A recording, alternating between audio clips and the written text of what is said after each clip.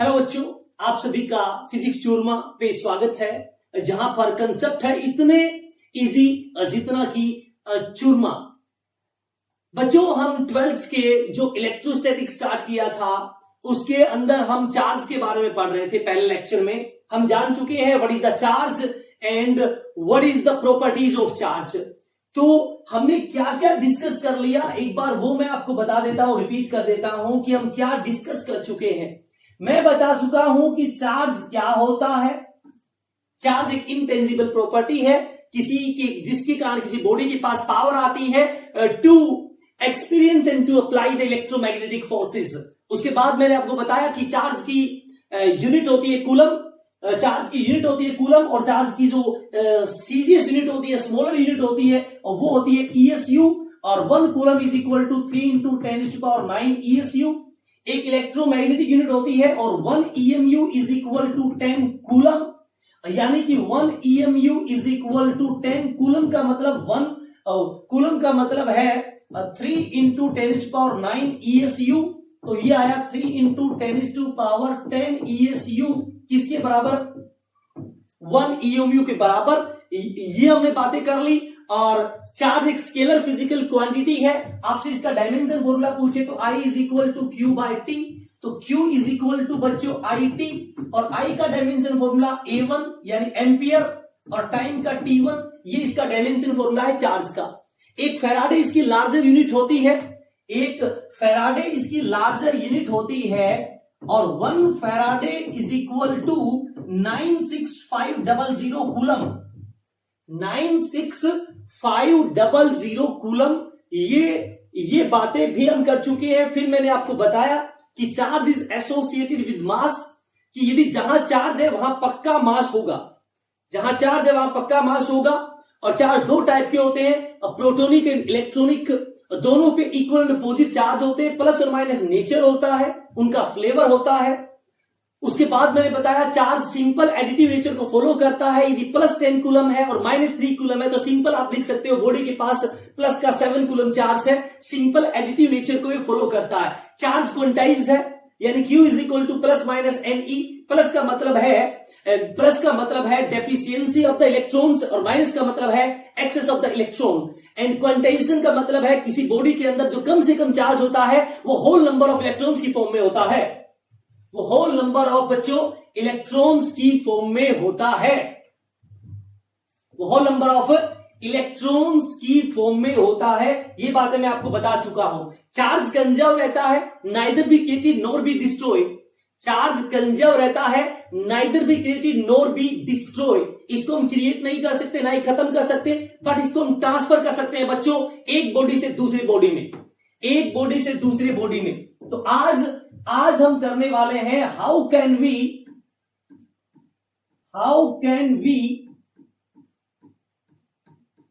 Transfer charge from one body to other body. आज का बच्चों अपना जो पॉइंट है वो है हम चार्ज एक बॉडी से दूसरी बॉडी में किस तरह से बच्चों ट्रांसफर कर सकते हैं, क्या क्या मेथड है चार्ज ट्रांसफर करने के। तो एक बात सुनिए बच्चों, मैं आपको कहूं कि ये न्यूक्लियाई है, प्लस चार्ज, इलेक्ट्रॉन घूम रहे हैं,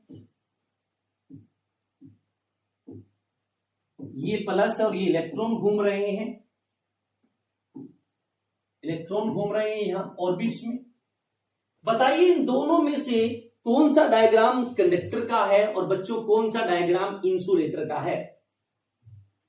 इसमें से कौन सा डायग्राम कंडक्टर का है, कौन सा बच्चों इंसुलेटर का है? बच्चों ये दोनों डायग्राम एक जैसे हैं, आप नहीं बता सकते कौन सा कंडक्टर का कौन सा इंसुलेटर का।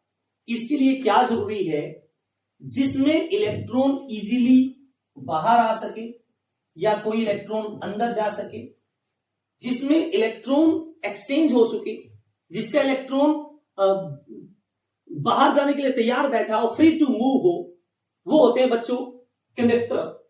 और जिसका इलेक्ट्रॉन अपने ऑर्बिट्स को छोड़ने के लिए तैयार नहीं हो, जिसको बाहर निकालना मुश्किल हो, यानी कि जिसके इलेक्ट्रॉन्स फ्री ना हो, उसे बोलते हैं बेटा इंसुलेटर।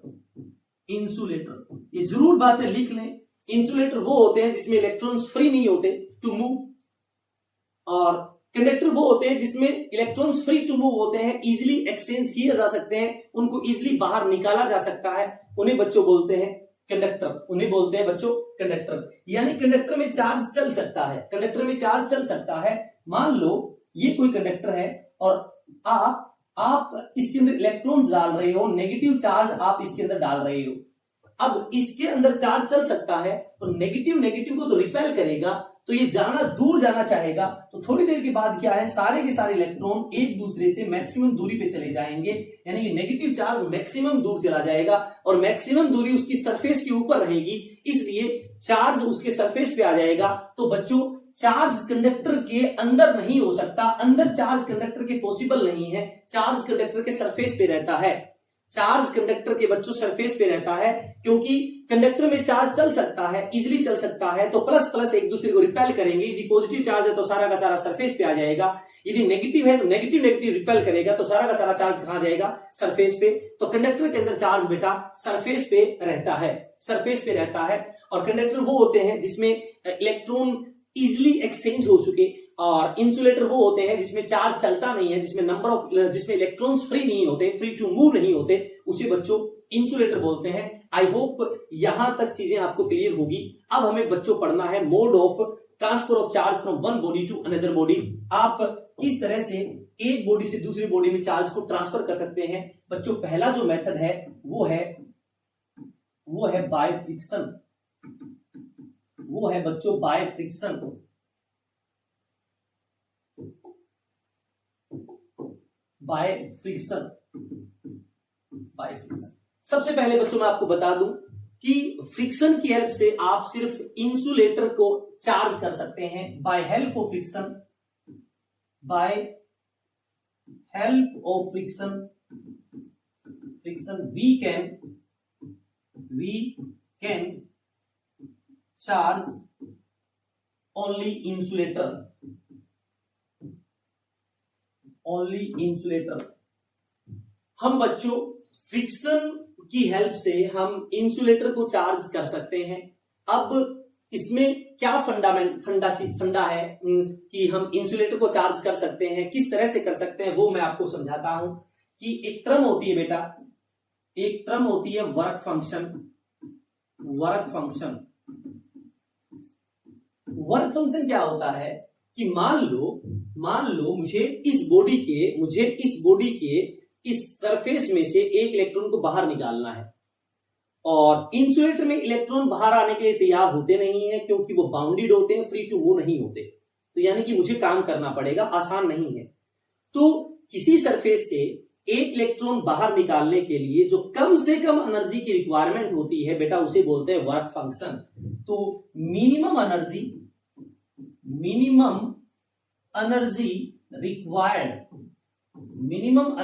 required to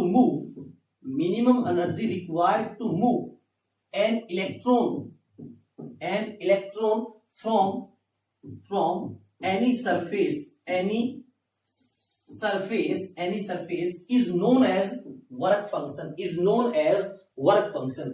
किसी भी सरफेस से एक इलेक्ट्रॉन को बाहर निकालने के लिए बच्चों जो कम से कम एनर्जी की रिक्वायरमेंट होती है उसे बोलते हैं वर्क फंक्शन। मान लेते हैं बेटा, कि एक इंसुलेटर है ए, और बेटा एक इंसुलेटर है B.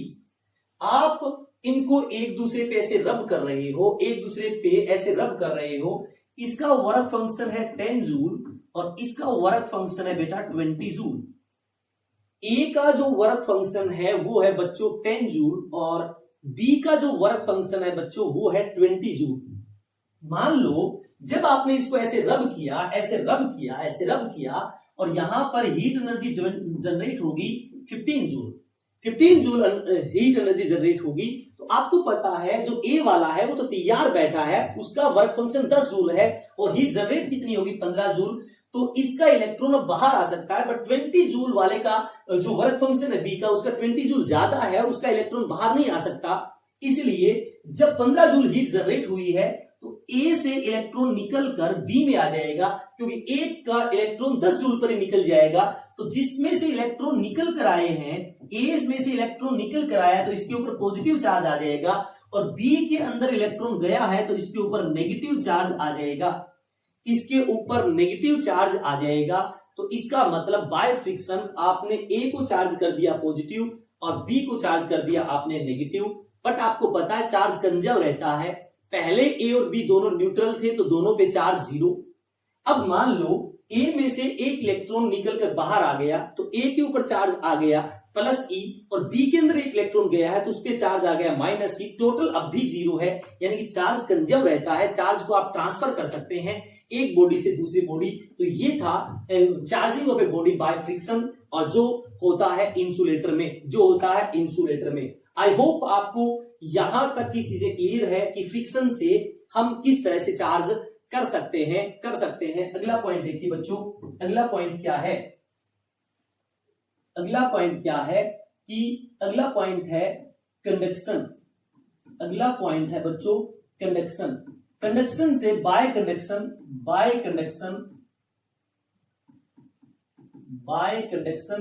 We can charge only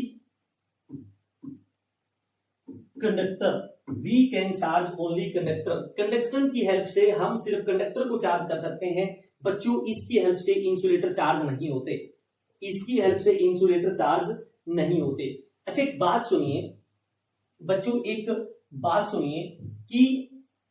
कि मान लो एक कंडक्टर है, न्यूट्रल है, ए न्यूट्रल है, एक कंडक्टर ए है, सॉरी न्यूट्रल नहीं है, एक कंडक्टर ए है जिसके ऊपर चार्ज है Q1, और इसका रेडियस है बेटा R1, एक दूसरा कंडक्टर है जिसका चार्ज है Q2, और बच्चों इसकी रेडियस है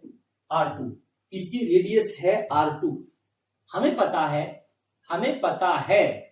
क्या पता है कि जब दो अलग अलग चार्ज की प्लेट को आपस में जोड़ा जाता है, जैसे बैटरी की एक प्लेट दूसरी प्लेट, इसको आपस में जोड़ा जाता है, यदि जोड़ दिया जाए तो चार्ज फ्लो करता है हायर पोटेंशियल टू लोअर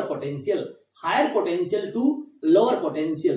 तो जब हम इन दोनों कंडक्टर को आपस में भिड़ा देते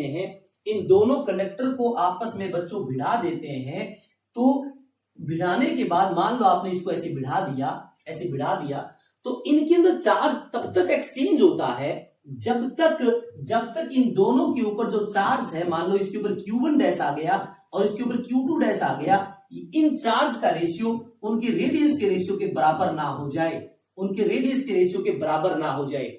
जब आप दो चार्ज कंडक्टर को आपस में कांटेक्ट में लाते हैं तो उनमें चार्ज तब तक एक्सचेंज होता है जब तक उनका चार्ज का नए चार्ज का रेशियो उनकी रेडियस के रेशियो के बराबर ना हो जाए। एक्चुअल में चार्ज तब तक एक्सचेंज होता है जब तक उनका पोटेंशियल सेम ना हो जाए, बच्चों। और पोटेंशियल सेम होने के बाद उनके ऊपर जो दो नया चार्ज आया है Q1 डैश और Q2 डैश, वो पाया गया उनका रेशियो बराबर होता है उनकी रेडियस के रेशियो के बराबर, यानी कि R1 बाय R2। इसका मतलब तो क्लियर है कि एक बॉडी से दूसरी बॉडी में सारा का सारा चार्ज बाय कंडक्शन ट्रांसफर नहीं हो सकता। ये लाइन बड़ी इंपॉर्टेंट है। Bye conduction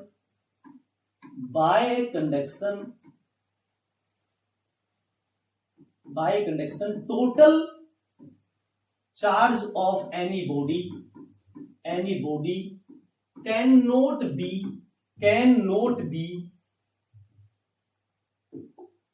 transfer in second body.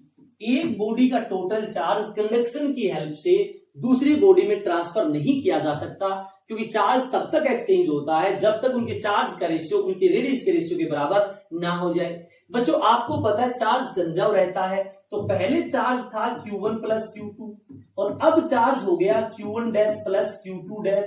क्योंकि इसके ऊपर चार्ज Q1 था, इसके ऊपर Q2, अब इसके ऊपर Q1 डैश आ गया, इसके ऊपर Q2 डैश आ गया, बट तो चार्ज तो कंजर्व रहता है, चार्ज तो कंजर्व रहता है। इसको मैंने नाम दे दिया इक्वेशन 1।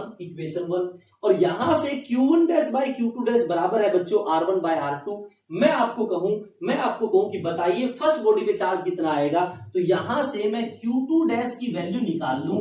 Q2 डैश की वैल्यू आएगी बच्चों Q1 dash R2 bye R1, और ये वैल्यू मैं इसके अंदर पुट कर दूं तो Q1 plus Q2 is equal to Q1 dash, Q2 की वैल्यू है Q1 dash R2 bye R1। तो यहां से बच्चों Q1 plus Q2, Q1 dash को कॉमन ले लो, अंदर बचा R1 प्लस R2 डिवाइड में R1, तो Q1 डैश आ गया Q1 plus Q2 into R1 divide में R1 प्लस R2 डिवाइड में R1 प्लस R2। मतलब आफ्टर कंडक्शन पहली बॉडी का चार्ज होता है, पहली बॉडी के ऊपर चार्ज होता है total charge Q1 plus Q2 into पहले बॉडी की रेडियस इंटू पहली बॉडी की रेडियस R1 डिवाइड में sum of radius of both sphere, sum of radius of both sphere R1 plus R2। जैसे आपसे पूछिए आफ्टर कंडक्शन सेकंड बॉडी के ऊपर चार्ज बताइए, तो टोटल चार्ज इंटू सेकंड का रेडियस डिवाइड में टोटल रेडियस आपका आंसर होगा। This is the conduction, this is the conduction. कि कंडक्शन के हेल्प से जब दो चार्ज कंडक्टर को कांटेक्ट में लाया जाता है तो चार्ज तब तक एक्सचेंज होता है जब तक उनका पोटेंशियल सेम ना हो जाए, यानी कि जब तक उन दोनों बॉडी के ऊपर जो नया चार्ज आया है उसका रेशियो उनके रेडियस के रेशियो के बराबर जब तक नहीं हो जाता तब तक चार्ज एक्सचेंज होता है, ट्रांसफर होता है। और आपको पता है चार्ज कंजर्व रहता है, तो पहले वाला चार्ज Q1 प्लस Q2, बाद वाला charge Q1 dash plus Q2 dash को बराबर पुट करिए, और हमें पता है Q1 dash by Q2 dash is equal to R1 by R2। तो यहां से आप दोनों इक्वेशन को यूज करके Q1 डैश और Q2 डैश निकाल सकते हैं। और बच्चों आपका जो Q1 डैश आया है वो आया है टोटल चार्ज इनटू पहले बॉडी की रेडियस डिवाइड में R1 प्लस R2। दूसरी बॉडी के ऊपर जो चार्ज है वो टोटल चार्ज, दूसरे का चार्ज है तो दूसरे की रेडियस डिवाइड में total radius.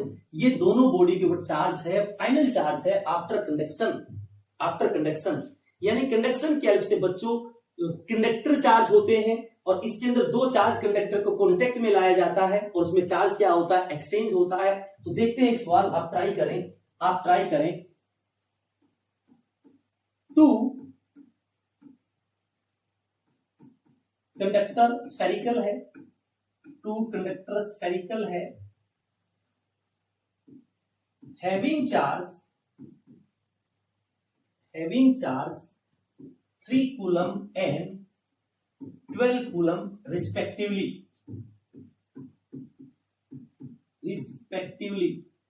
and their radius are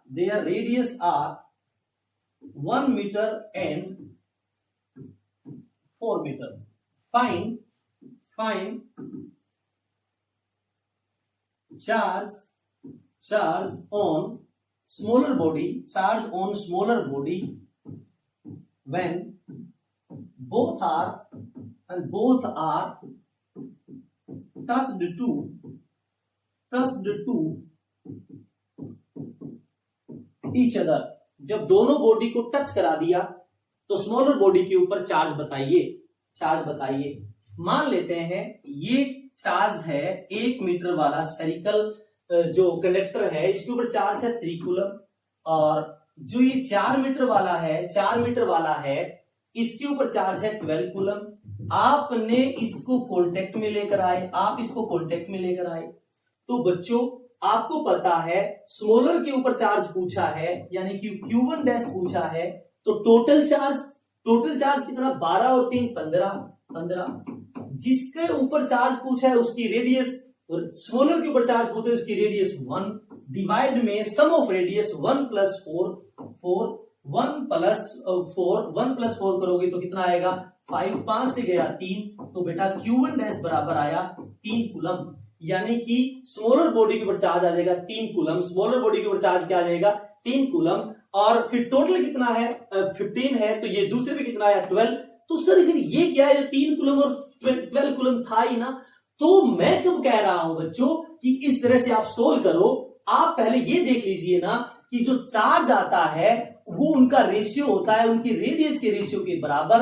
और ध्यान से देखिए, पहले की रेडियस है 1 डिवाइड में दूसरे की रेडियस कितनी है 4, यानी कि जो चार्ज आएगा उनको रेशियो 1:4 होगा, उनका रेशियो 1:4 होगा। बट इनके ऊपर तो पहले ही चार्ज कैसे है 3 और 12, तो इनका रेशियो कितना 1:4, यानी कि इस केस में कोई कंडक्शन नहीं होगा, यानी कि इनका पोटेंशियल पहले ही क्या है सेम है, यानी कि इनके अंदर चार्ज एक्सचेंज ही नहीं होगा। पहले पे 3 कूलम है, बाद में भी क्या रहेगा 3 कूलम, और बड़े पे पहले 12 कूलम था, बाद में भी क्या रहेगा 12 कूलम, क्योंकि कंडक्शन की हेल्प से जब 2 कंडक्टर को भिड़ाया जाता है तो उनके अंदर चार्ज तब तक एक्सचेंज होता है जब तक उनकी रेडियस के रेशियो के बराबर ना आ जाए। और इनका चार्ज तो ऑलरेडी, इन चार्ज का रेशियो 3 और 12 का रेशियो तो ऑलरेडी 1 और 4 उनके रेडियस के रेशियो के बराबर है, तो यहां कंडक्शन नहीं होगा। आई होप आपको ये चीज समझ आ गई होगी। तो इस तरह के जब सवाल आए तो आपको केयरफुली सोल्व करना है, आपका कंसेप्ट नीट एंड क्लीन होना चाहिए। चलते हैं आगे बढ़ते हैं। थर्ड मेथड है charging of body, charging of a body by induction, charging of a body by induction. बच्चों, फ्रिक्शन से चार्ज होता है इंसुलेटर, कंडक्शन से चार्ज होते हैं कंडक्टर, और इंडक्शन से भी चार्ज होते हैं कंडक्टर एज वेल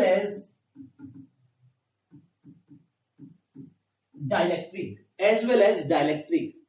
बच्चों, डाइलेक्ट्रिक वो इंसुलेटर होते हैं जब उनको एक्सटर्नल इलेक्ट्रिसिटी में रख दिया जाए तो वो कंडक्टर बन जाए। जैसे एयर को यदि किसी इलेक्ट्रिसिटी या इलेक्ट्रिक फील्ड में रखा जाता है तो एयर के अंदर से करंट पास होने लग जाता है, जबकि एयर इंसुलेटर होता है और वो इलेक्ट्रिक फील्ड के अंदर रखने के बाद कंडक्टर बन जाता है। तो ऐसी चीजों को बोलते हैं डाइलेक्ट्रिक। तो इंडक्शन की हेल्प से कंडक्टर भी चार्ज होते हैं और डाइलेक्ट्रिक भी चार्ज होते हैं। इसके अंदर क्या होता है बच्चों, एक न्यूट्रल कंडक्टर है, यानी कि इसके अंदर जितना पॉजिटिव चार्ज है उतना ही नेगेटिव चार्ज है। इसके पास एक चार्ज कंडक्टर लाया जाता है, इसके पास एक पॉजिटिव चार्ज कंडक्टर लाया जाता है, और हमें पता है ये न्यूट्रल है, जितना पॉजिटिव उतना ही नेगेटिव। इसको जब पास लाएंगे तो आपको पता है बच्चों, पॉजिटिव नेगेटिव को अपनी तरफ अट्रैक्ट कर लेगी और पॉजिटिव को रिपेल कर देगा। तो पॉजिटिव यहां जाएगा और नेगेटिव यहां आ जाएगा। तो आपको इस बॉडी के ऊपर चार्ज दिखने लग गया, इसे बोलते हैं charging of a body by induction. यानी कि इसमें आप दोनों बॉडी को कांटेक्ट में नहीं लेकर आएंगे, बस नजदीक लेकर आना। एक न्यूट्रल के पास चार्ज कंडक्टर, और कंडक्शन में 2 चार्ज कंडक्टर को भिड़ाया जाता है, और फ्रिक्शन में 2 इंसुलेटर को रब किया जाता है। तो यहां पर एक न्यूट्रल के पास एक चार्ज कंडक्टर लेकर आए तो पॉजिटिव ने नेगेटिव को अपनी तरफ खींच लिया और पॉजिटिव को रिपेल कर दिया, तो आपको चार्ज दिखने लग गया। अब आप क्या करो, इस चार्ज को यहां से दूर ले जाइए। अब वापिस प्लस माइनस इसको न्यूट्रल बना देगा। यानी कि बाय इंडक्शन हम एक बॉडी को टेम्पररी चार्ज करते हैं। बाय इंडक्शन हम एक बॉडी को टेम्पररी चार्ज कर सकते हैं। अगला स्टेप क्या है बच्चों, अगला स्टेप क्या है, मान लो आपने इस एंड को कर दिया अर्थिंग, इस एंड को आपने बच्चों कर दिया अर्थिंग, और ये जो आपका कंडक्टर था, आपने इसको लगा रखा है इंसुलेटर स्टैंड पे। अब क्या है, आपने जब अर्थिंग किया तो आपको पता है अर्थ के अंदर ये मेटल वगैरह मोल्टन स्टेट में होती है, और मेटल्स में फ्री इलेक्ट्रॉन्स होते हैं। और जैसे ही इलेक्ट्रॉन्स को ये पॉजिटिव चार्ज दिखेगा तो अर्थ से इलेक्ट्रॉन निकल कर आएंगे और इस पॉजिटिव को न्यूट्रलाइज कर देंगे। तो ये पॉजिटिव तो हो गया गायब, अब यहां पे बचा नेगेटिव। तो आपको बच्चों क्या करना है, क्या करना है, यहां से इस न्यूट्रल स्टैंड, इस जो इंसुलेटिंग स्टैंड है, इससे पकड़कर इसको दूर ले जाना है। और जैसे आप इस बॉडी को यहां रखोगे तो ये नेगेटिव जो चार्ज है, ये नेगेटिव चार्ज है, इस कंडक्टर के पूरे के ऊपर ये ऐसे फैल जाएगा। तो आपने इस कंडक्टर को कर दिया नेगेटिवली चार्ज्ड, अब बच्चों आप मुझसे पूछ सकते हो, सर ये था वो कंडक्टर, ये इंसुलेटर स्टैंड था, यहाँ पे आप पॉजिटिव चार्ज बॉडी लेकर आए थे, जिसके कारण यहाँ आया था नेगेटिव और यहाँ आया था पॉजिटिव। यदि सर हम इसको अर्थिंग कर दे तो क्या होगा, तो सुनिए बच्चों ध्यान से, आपने नेगेटिवली चार्ज को अर्थिंग किया है। अब जो बॉडी आपके पास है, आपके पास है वो नेगेटिव है, यानी कि इसके पास इलेक्ट्रॉन है, बट चार्ज पर यूनिट इस बॉडी का वॉल्यूम बहुत कम है और साइज के अकॉर्डिंग चार्ज बहुत ज्यादा है। तो बच्चों इसकी जो डेंसिटी है वो हाई है, हाई है। और जो अर्थ है, अर्थ का साइज बहुत बड़ा है, वॉल्यूम बहुत ज्यादा है, अर्थ के अंदर चार्ज बहुत कम है, तो इसकी जो डेंसिटी है वो कम होती है, अर्थ की चार्ज डेंसिटी कम होती है।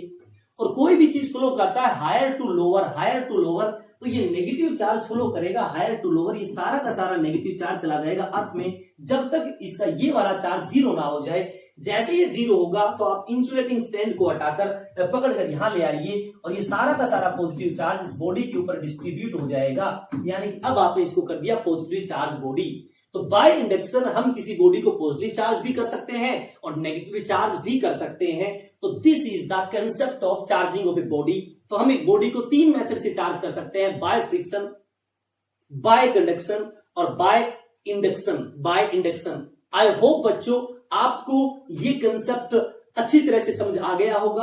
अब हम 12th क्लास की जो इलेक्ट्रोस्टैटिक का नेक्स्ट पार्ट है उसके अंदर हम पढ़ेंगे कूलम्ब्स लॉ ऑफ इलेक्ट्रोस्टैटिक। बहुत इंपॉर्टेंट टॉपिक रहने वाला है।